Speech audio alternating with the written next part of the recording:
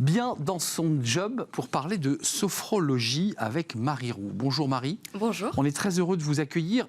Avant de parler de cette technique et qui répond d'ailleurs à des besoins importants quand on voit les chiffres de stress, de burn-out, d'épuisement psychologique, on se dit que la sophrologie fait du bien. D'abord, un petit mot sur vous, parce que vous n'avez pas fait une école de sophrologie à 23 ans pour créer votre boîte.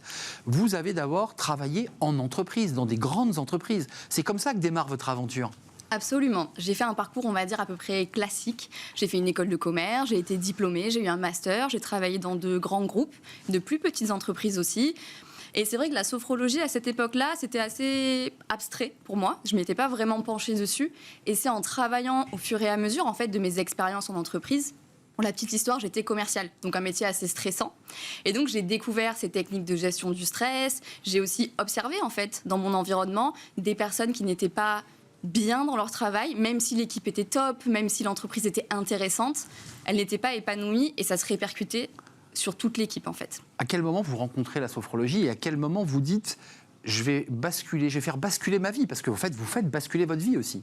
Oui, concrètement. J'ai rencontré de la sophrologie, disons, après 5 ans, en fait, de bons et loyaux services en entreprise en tant que commercial. Et de fatigue. Et de fatigue aussi, mais ça m'a beaucoup plu. Ça m'a vraiment intéressée. J'ai trouvé ça, en fait, hyper pertinent, hyper intéressant d'apprendre certaines techniques pour se sentir mieux, pour améliorer sa qualité de vie de manière générale, mais aussi au travail. Et c'est là où je me suis dit, bon, je pense qu'il y a quelque chose à faire.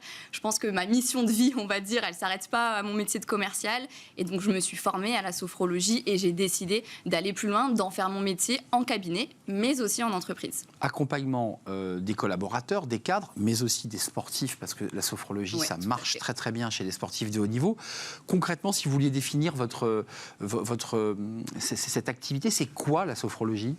Alors, la sophrologie, c'est une méthode psychocorporelle, je vais expliquer un peu plus après pourquoi, qui vise à améliorer la qualité de vie de ceux qui la pratiquent. Donc, ça va de la fameuse et célèbre gestion du stress à comment je travaille ma confiance en moi, comment je booste ma créativité, ou encore comment est-ce que je me prépare à certains événements de la vie qui peuvent être stressants.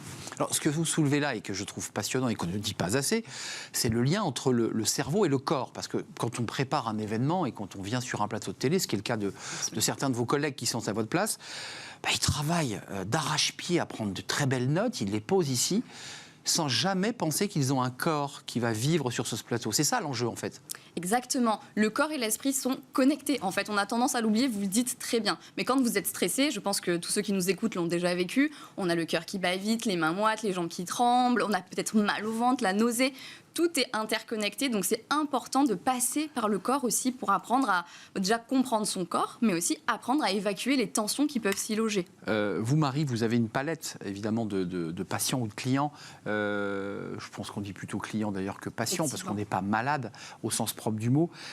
Qu'est-ce qu'ils vous disent ? Parce que vous avez ce rapport aussi assez intime avec eux sur leur relation au travail. Qu'est-ce qui ressort aujourd'hui de leurs difficultés ? C'est le stress, c'est la surcharge de travail, c'est l'anxiété. Qu'est-ce qui ressort ? C'est beaucoup de fatigue. Énormément de fatigue qui ressort, c'est j'aime ce que je fais, parce que souvent c'est ça, j'aime ce que je fais, mais du coup je me donne à 200%, mais il y a beaucoup de choses à gérer, je suis épuisée, j'ai du mal à faire une coupure entre ma vie pro et ma vie perso. Donc le soir, je pense au travail, parfois même je travaille chez moi.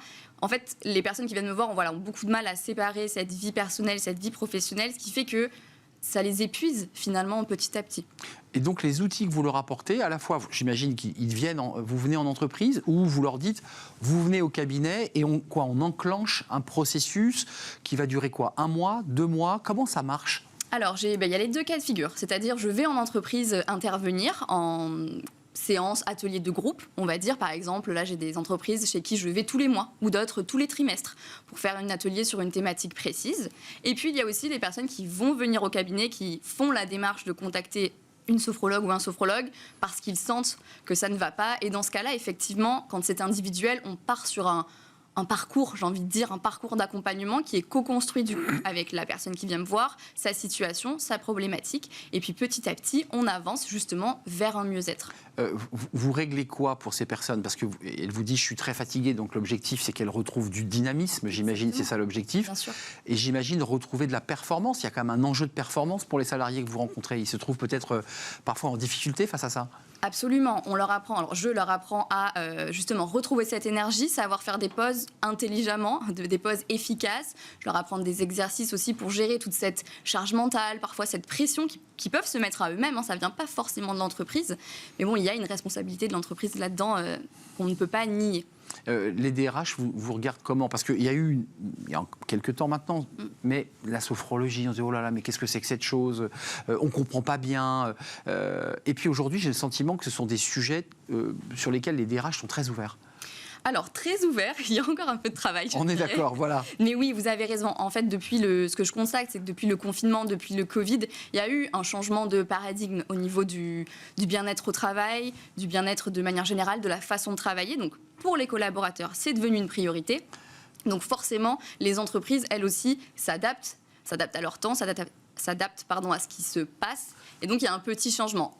La sophrologie, ça reste quand même méconnu, parce que quand je parle avec des DRH, ils connaissent le nom, mais concrètement, ils ne savent pas vraiment ce qu'il y a derrière. Il faut bien leur expliquer. Ouais. C'est une des techniques, on travaille sur les postures, on met sa main à un endroit précis, c'est ça la sophrologie, pour se remémorer une situation? Effectivement, il peut y avoir des techniques où en fait, ce qu'on appelle de l'ancrage, on ancre, on enregistre un ressenti positif, par exemple de je me prends le lobe de l'oreille. Voilà, exactement. Et dans la situation stressante, on va venir toucher son poignet, toucher sa main, le lobe de l'oreille, comme vous dites, pour faire remonter l'émotion positive qu'on aura enregistrée sur ce geste auparavant. Le fameux ancrage qui nous révèle qu'on a donc bien un corps.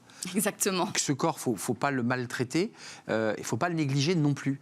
Un dernier mot, parce que la sophrologie, c'est la prévention avant l'arrêt maladie. Le ministre de l'économie évoquait le chiffre ahurissant de 8,8 millions d'arrêts maladie, qui a un coût de 16 milliards pour la collectivité. Est-ce que vous avez le sentiment d'améliorer ou de réduire les déficits de la Sécu? Eh ben, j'essaie. Bon, en tout cas, il y a une chose qui est sûre, c'est qu'effectivement, les personnes qui viennent me voir, elles ressortent soulagées. Elles sont capables d'utiliser tout ce qu'on a appris en autonomie. Le but, c'est pas qu'elles viennent me voir pendant 6 ans. Non, le but, c'est qu'on fasse un suivi ensemble et qu'elles repartent avec toutes les clés, tous les outils qu'elles peuvent réutiliser au quotidien pour éviter d'en arriver à cette situation extrême de burn-out. La sophrologie, c'est bon lorsqu'on travaille, ça vous fait du bien, ce sont des outils nécessaires. Allez voir ou écoutez Marie Roux, sophrologue, et puis vous les DRH encore un peu récalcitrants, laissez-vous aussi expliquer ce qu'est la sophrologie et ce qu'elle peut apporter à vos collaborateurs. Quand on voit les chiffres de fatigue, de dépression et d'arrêt maladie, on se dit que ça peut être utile de faire de la prévention. Absolument. Merci Marie d'être venue nous rendre visite. On fait de la philo. Alors je ne sais pas si autant des philosophes grecs on faisait de la sophrologie. Peut-être. On va parler de la philosophie de la cohésion. On en parle, c'est juste après ce jingle.